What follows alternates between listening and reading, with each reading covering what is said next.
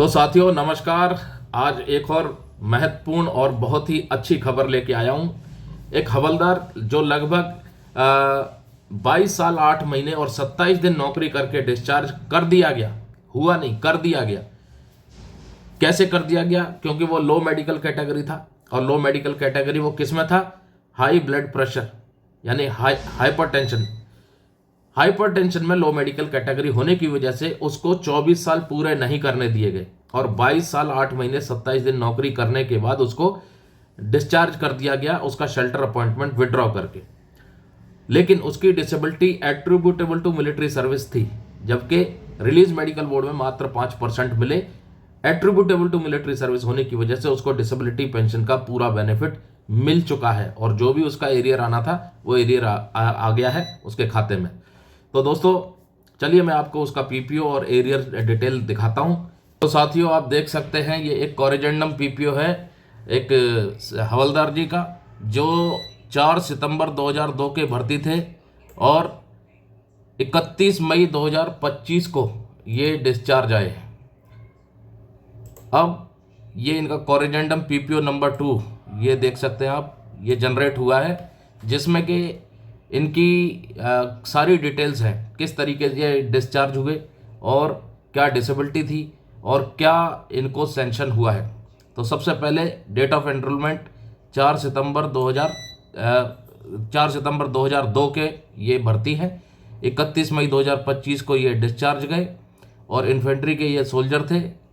और इनका जो मेन क्लॉज ऑफ डिस्चार्ज है ये आप देखेंगे, ये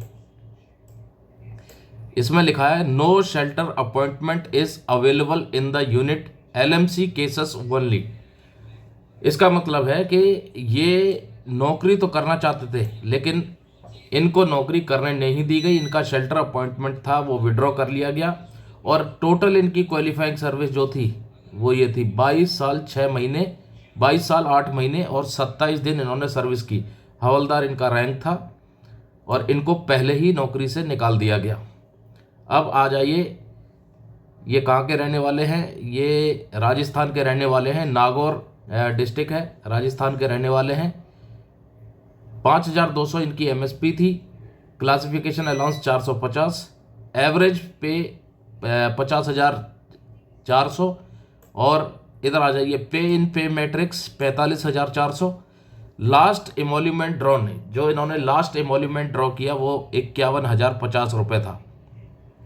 और डियरनेस अलाउंस फॉर ग्रेचुटी के लिए जो डियरनेस अलाउंस इनको मिला है वो 55% की दर से मिला है। अब इनकी डिसेबिलिटी पर आ जाइए दोस्तों। ये थे एसेंशियल यानी प्राइमरी हाइपरटेंशन के मरीज, ठीक है, और इनकी परमानेंट कंपोजिट डिसेबिलिटी थी मात्र 5%। अब चूंकि ये disability attributable to military service थी, ये आप देख सकते हैं मैंने गोला लगाया है, तो एट्रीब्यूटेबल टू मिलिट्री सर्विस थी, इसलिए ये जो 5% इनको डिसेबिलिटी दी थी, ये जो 5% डिसेबिलिटी दी थी, ये पूरे रूल्स और रेगुलेशन के हिसाब से 50% हो गई। हवलदार रैंक लगभग 22 साल 8 महीने 27 दिन सर्विस कर ली, और 1-1.5 साल पहले इनको निकाल दिया गया शेल्टर अपॉइंटमेंट विड्रॉ करके।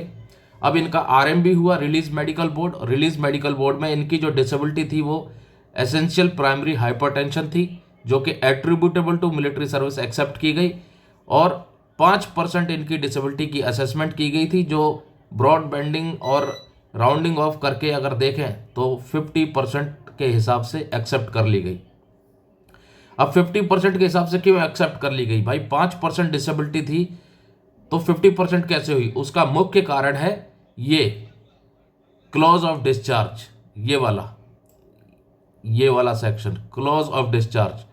No shelter appointment is available in the unit LMC cases only, यानी कि ये नौकरी करना चाहते थे लेकिन इनको नौकरी नहीं करने दी गई, जिसकी वजह से इनका जो केस बना वो इनवैलिड आउट केस माना जाएगा। और इनवैलिड आउट केस में सुप्रीम कोर्ट ने ऑलरेडी गाइडलाइंस दे रखी है, जजमेंट दे रखे हैं, लॉ सेटल कर रखा है कि भाई इनवैलिड आउट यदि कोई होता है किसी डिसेबिलिटी की वजह से तो वो 20% से कम नहीं मानी जाएगी। और अब चूंकि ये इनका केस इनवैलिड आउट केस है, तो ये जो 5% डिसेबिलिटी थी वो होगी 20%, और 20% के ऊपर इनको जो है डिसेबिलिटी पेंशन का बेनिफिट मिला है, इसलिए ब्रॉडबैंडिंग का बेनिफिट भी इनको मिला है, तो वो 20% हो गई 50% डिसेबिलिटी। अब आ जाइए इनका डिसेबिलिटी पेंशन, ये रहा। अब आप देखेंगे पहले जो इनको मिलता था वो सिर्फ इनवैलिड पेंशन मिलता था। क्यों? क्योंकि इनवैलिड पेंशन पहले इसलिए था क्योंकि इनका डिसेबिलिटी पेंशन का डिसाइड नहीं हुआ। ओल्ड वैल्यू में अगर आप देखेंगे, ये ओल्ड वैल्यू है, ये पोर्शन ओल्ड वैल्यू, तो ओल्ड वैल्यू में 25,525 इनका इनवैलिड पेंशन रखा गया था। अब न्यू वैल्यू में ये कर दिया है क्या, सर्विस एलिमेंट। पहले जो इनवैलिड पेंशन थी 25,525, वो हो गई अब सर्विस एलिमेंट, क्योंकि इनका डिसेबिलिटी एलिमेंट भी सैंक्शन हो गया है। और डिसेबिलिटी एलिमेंट अब आप यहाँ देखेंगे, ये दोनों ऊपर सर्विस एलिमेंट दिया है और नीचे डिसेबिलिटी एलिमेंट दिया है। सर्विस एलिमेंट हो गया इनका अब 25,525 रुपये, और डिसेबिलिटी एलिमेंट हो गया इनका 7,658 रुपये। और ये लागू कब से है? रिटायरमेंट डेट के अगले दिन से ही। 31 मई 2025 को ये रिटायर हुए थे, और 1 जून 2025 से इनको ये डिसेबिलिटी पेंशन लागू कर दी गई है। अब आ जाइए इनका जो एरियर शीट आया है। अब आप देखेंगे ये लमसम जो पेमेंट इनका आया है, रिटायरमेंट इनका 31 मई 2025 ये ऊपर लिखा हुआ है, और ये पूरा इनका एरियर शीट दिया हुआ है, एरियर का डिटेल दिया हुआ है कि क्या क्या इनको किस तरीके से मिला है। आप देख सकते हैं ये पूरा डिटेल दिया हुआ है। 1 जून 2025 से 30 जून 2025 तक का इनका जो पेमेंट है वो इतना है, डीआर ड्रॉन इतना है, और बाकी आगे का इसमें बता दिया कितना और बैलेंस है, डिफरेंस जो आया है। अब ये नीचे आ जाओ, थोड़ा सा और नीचे करें तो ये पूरा डिटेल इनका आ गया। उसके बाद इनका डाटा करेक्शन हुआ। ये ऊपर जो था, ये ऊपर था एरियर का डिटेल, उसके बाद नीचे इनका डाटा करेक्शन हुआ है। 31 मई 2025 अप्रूवल डेट है, 1 नवंबर 2025, और 1 जून 2025 से लेकर के 31 अक्टूबर 2025 तक का इनका पूरा ड्यू ड्रॉन कर दिया, और जो डिफरेंस था वो अमाउंट भी इनको क्रेडिट कर दिया। लगभग 2,61,154 रुपये इनके अकाउंट में डाल दिए गए हैं। तो पहले जो 25,525 था वो बढ़ करके अब हो गया 33,183 रुपये, क्योंकि डिसेबिलिटी एलिमेंट का बेनिफिट इनको मिला है। तो दोस्तों ये था इनका डिटेल जो मैंने आपको दिखाया।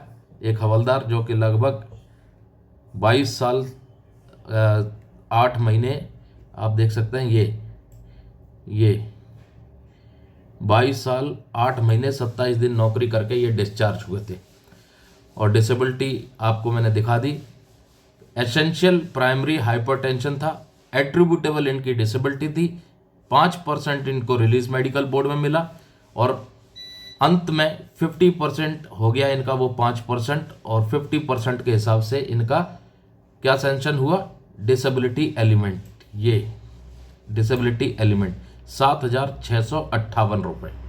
अब ये 7,658 रुपये के हिसाब से अब इनको हर महीने डिसेबिलिटी एलिमेंट जो है एडिशनली सर्विस एलिमेंट के साथ भुगतान किया जाएगा।